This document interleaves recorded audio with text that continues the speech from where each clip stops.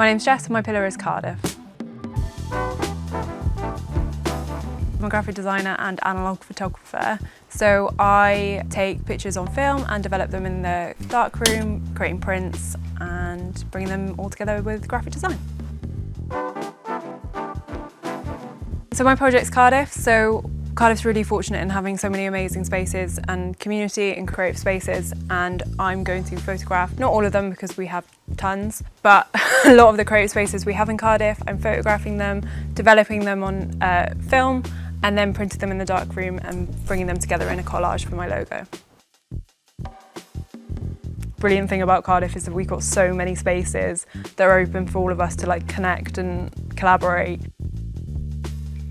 And that's why I think it was really important to have this pillar within Creative Cardiff, but also that was what I was trying to show, is that there's spaces for everyone to connect. And I think especially within the digital age that we're in now, it's important to remember that these places exist and we can have conversations, and that's where you'll find your most inspirational ideas come through. Well, certainly for me, is actually having these connections.